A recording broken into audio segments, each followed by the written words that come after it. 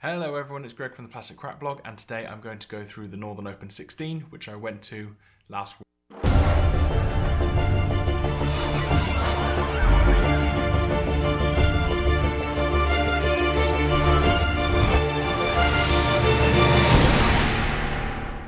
So, the Northern Open came around again. It's one of those kind of staple events in my area, in the northwest of England, and it's kind of renowned for having really good tables, really nice atmosphere. People travel quite far and wide to come to this tournament, all the way from Scotland to sort of all the way from London. So it is a really good tournament, and I will continue to go. The thing that almost stopped me this time was that it sold out so quick. I think it was something like 20 odd minutes that it sold out in, and there was 28 players this time. So that gives you a gist of sort of how popular and how renowned it is. And they also have a really good prize pool. So I didn't get a ticket to this, and I was very lucky and very humbled that one of the guys that regularly goes, called Alan, actually bought, his group had someone drop out, and he gave and donated that ticket to me for Christmas, just so that a video would get made out about it. So big thanks to Alan. I had a fantastic day, and I wouldn't have been able to go if you hadn't have done so. So I really appreciate that. And it kind of, we hear about these things going on in the community where we pay, or sort of everyone chips together to get two nominated people over to, I think it might be Vegas. Yeah, I think they're doing it to the CanCon guys. It might be, or is it Adepticon? So it just shows you just how decent this community is. It's really nice, and yeah, big thanks to Alan for helping me get to this one. I haven't missed one in a long time, and he helped out with that.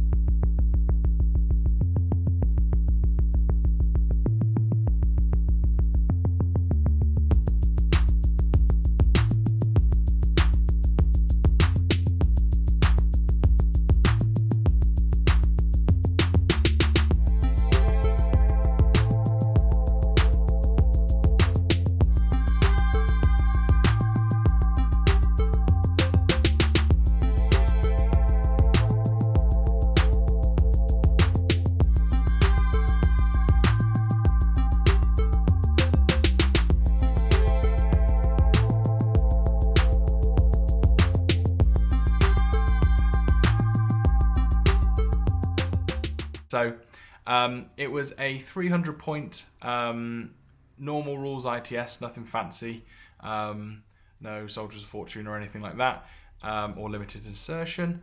And we played 3 rounds, and we played Firefight, Quadrant Control, and Supplies. And I'm going to go through a little bit about my list and sort of what happened on the day. I suppose the night before I actually had a little bit of a mare. Army's got a strange bug at the moment where I couldn't print a list with the Resale in it, so I've gone back to Toha after having an epic fail with TAC at the Vapnatech incursion, to something I'm a bit more familiar with, and what I'll probably be taking similar to at Masters. Now the issue is that there was a bug, so you couldn't print any Army lists, courtesy or normal, if it had a Resale in it at all. So it was a bit funny on the day. Sort of I had 2 lists that were side by side, sort of just with the stats and a printout of what was legal, so that my opponents could see. But that was I suppose stressful before. So I'm going to go through a little bit of my list and tell you what's in it. I one listed it for the day. That was just purely for ease with the missions, and I guess with the printing out problem, I didn't want to further get more myself confused. So I had a Resale as my lieutenant, and he had a viral combi rifle.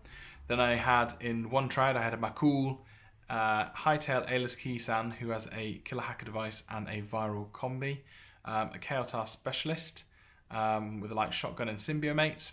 Then in the next triad, I've got a Makul heavy flamethrower eclipse grenade with his Sakul, with a missile launcher and a Galrail MSV level 2 sniper rifle. Then I had in another triad, I had a Makul heavy flamethrower, Eclipse grenade with a Galrail with a Spitfire, and a Kael'thas specialist with a light shotgun. That was my more moving on the floor to go secure objectives triad. And then in group 2, I had a Kumateo bioengineer, which is a doctor and an engineer, with a Chaxa servant attached, and a Chaxa auxilia HMG with neurocynetics. So a little bit of punch, a little bit of maneuverability. It didn't tick all of the boxes that I would have liked, in the sense that I didn't get to cover all of the classifieds. Sometimes I like taking extra Kumateos because they are so good in terms of getting people up, because we get the +3 because of Symbio armor. But overall, it was a reasonably good list. It was the first time I was trying out an MSV level 2 sniper, which proved to be quite good. So the first game we had was Firefight, and I got to play it against Ben, or Ironclad is his ITS name, and I've never got to play Ben before. I've seen him at quite a few tournaments, and he was running a Consamento, and he was just a generally really nice guy to play against. We had a fantastic game. It was really back and forth, and it was playing Firefight. So the predominantly thing is you want to kill army points, kill specialists, kill a lieutenant, and do your classifieds. He had a lot of stuff that was scary, and I genuinely felt like I had the upper hand because of my AROs, and he didn't really achieve much in his first turn, but he then began to really seriously wipe things out. So I'll go through a little bit of the list, and then I'll talk a little bit more about what happened. So Ben had a Sierra drone bot with a HMG, a mule bot, 2 mule bots with electric pulses, a Bulleteer with a Spitfire, a Peacemaker with a heavy shotgun and an Orcs bot, Scylla Hacker with a boarding shotgun and a hacking device, a Deva bot, an Akal Commando with a boarding shotgun, a Naga with combi rifle and anti-personnel mines. And then in the second group, he had a Bagmarie with a HMG, a Bagmarie with a boarding shotgun, a regular multi-sniper, a regular combi rifle, a regular lieutenant, a Naga boarding shotgun with anti-personnel mines, and an Akal Commando with a boarding shotgun. The Link team was pretty scary. I didn't really know what to do in the first turn, but he didn't really utilize that, so I used a command token because I went second to stop him using 2 orders in that pool, because I thought he was going to go on absolute rampage. He used his Nagas very well. I'm trying to think who the drop troop was, but he came on and he just decimated one of my triads. It really made a difference, which put me on a bit of the back foot. I managed to claw back ever so slightly. I'm trying to think. I managed to do my classified, which I can't remember what it was at the time. Oh, it's coup de grace. That was really easy to do.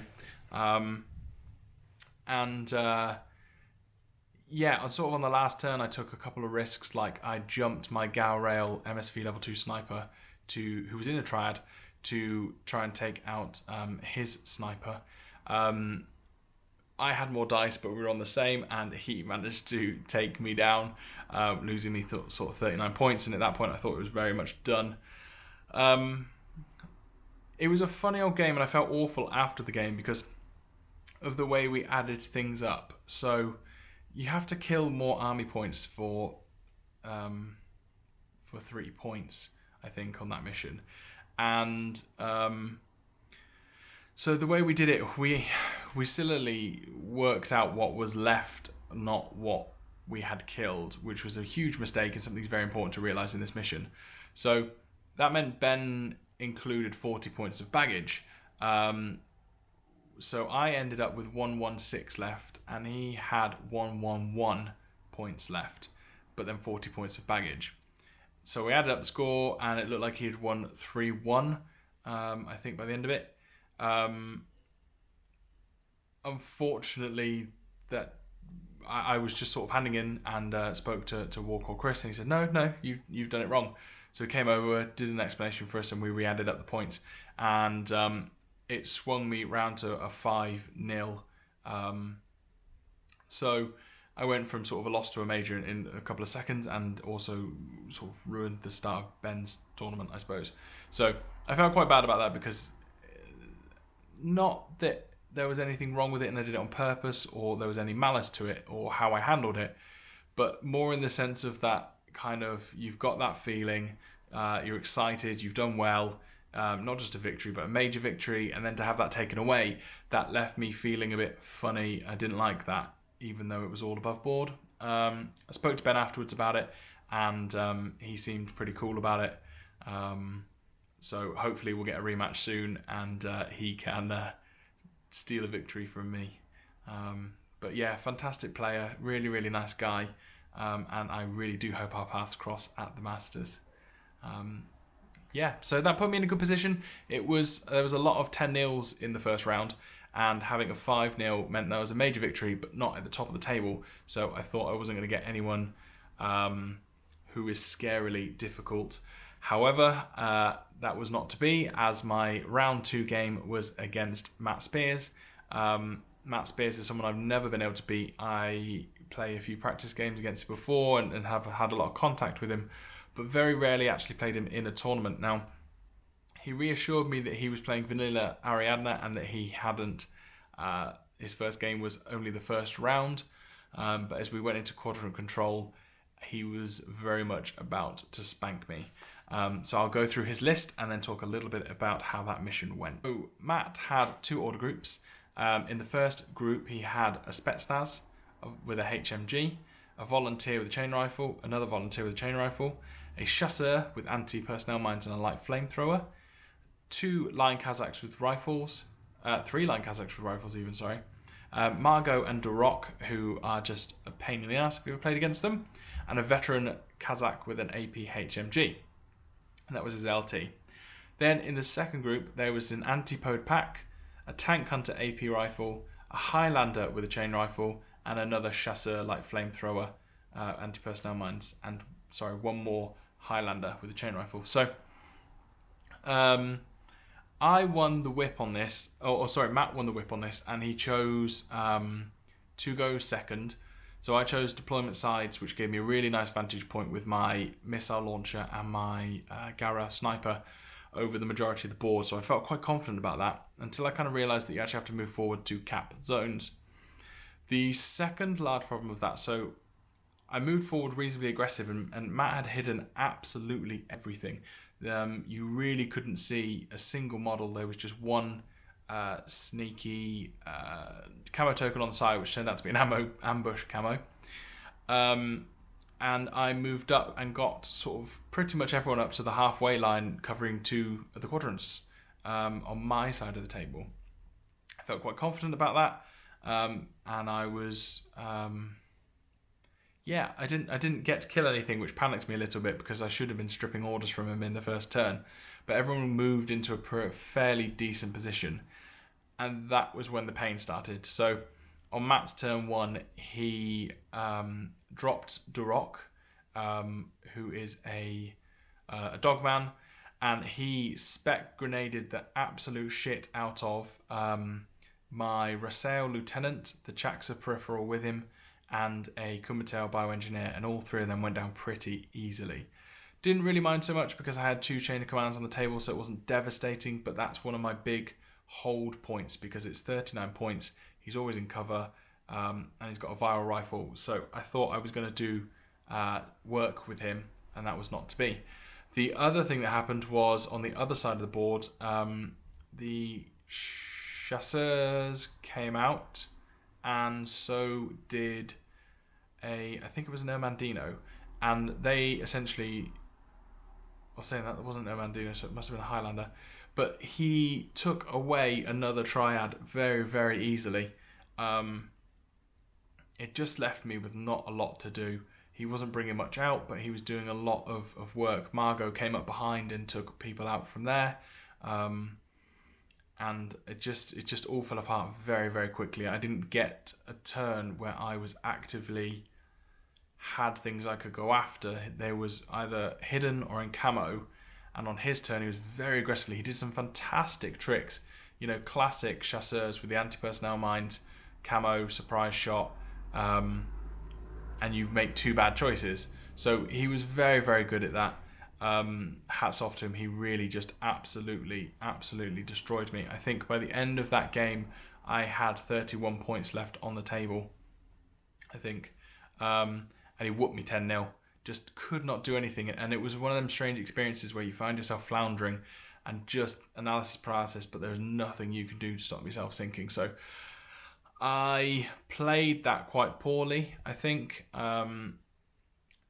Matt thinks I should have just gone gung-ho with a few units and gone hunting.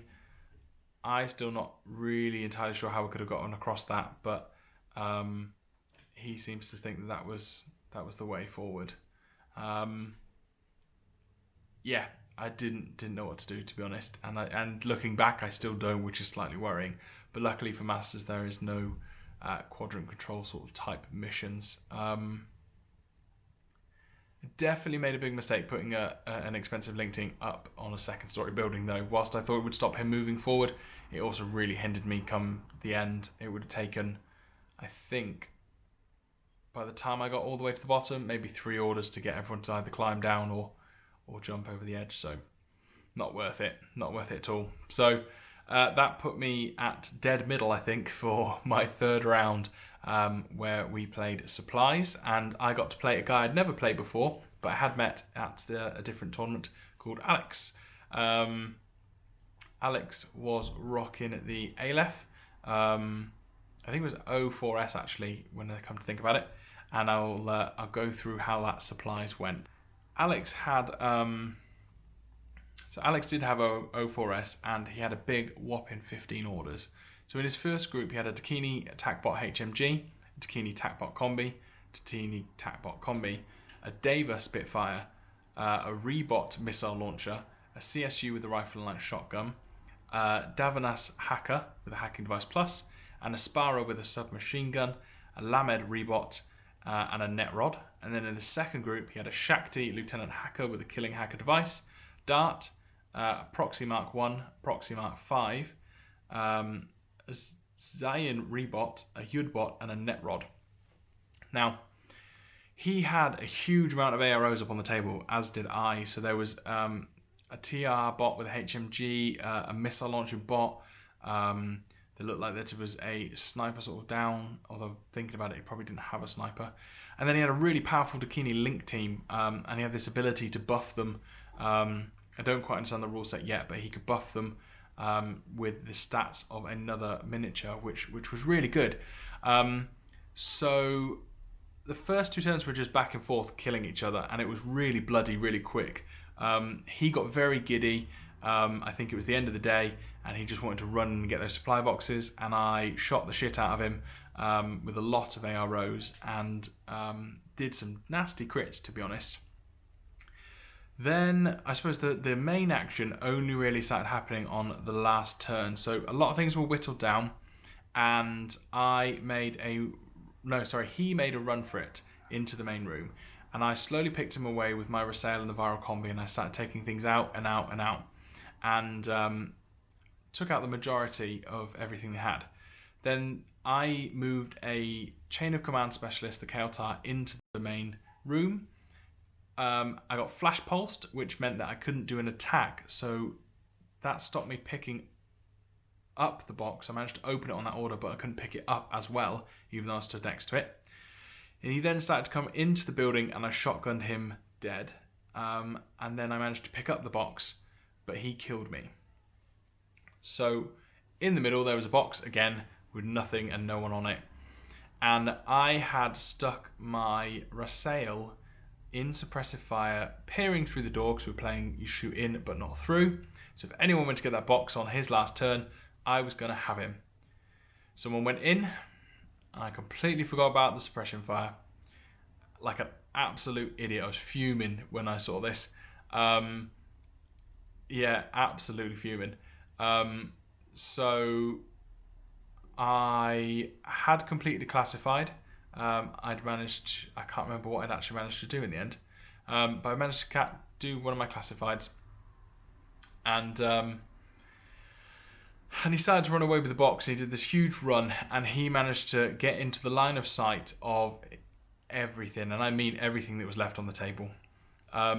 So I managed to do a run, dodge, and I got my Rassail all the way up with my lieutenant order and my last 3 orders, and I got hold of the box, and then I was shot dead at the end of it. And it was just really, really frustrating that I hadn't remembered that it was a suppression fire, because I could have easily just shot him, walked in, took a major victory. What ended up happening was I won 1-0 on a classified, and we each had 77 points left. It was so close. It was unbelievable. Much like my first game with Ben. Me and Alex had a great time. There was some interesting terrain on the table whereby we played. The building in the centre had infinite height. We had some sat zones, which made a big difference to being able to use my missile launcher against a TR-HMG. But we were just laughing the entire time. It was really nice. He had a beautiful painted army. He was funny. We got giddy, and it was a really good way to end the day. I was pissed off that I didn't manage to get another major, although having looked at the rank table, even if I had, I would have still been 12th out of 28 where I was before, because I didn't have enough to catch up to place number 11. So fantastic day. I don't know where my confidence is for the Masters yet. I'm definitely taking Toha, but I'm currently just tweaking my list, which I'll talk to you about in another video as I've analysed the Masters. Really hope I get to play some of these guys again, although I know Alex isn't going. He's going to our satellite event at Firestorm Games, but I can't make that. But Ben is, so hopefully we'll get a rematch, as it was great. So let me know what you think of my list. Let me know what you think of my opponent's list, and maybe I could have done anything different. I look forward to speaking to you guys on my Masters route, and hopefully I'll be more successful than this tournament. But I have to take into consideration it was still better than Vaptech. Talk to you guys soon. Bye.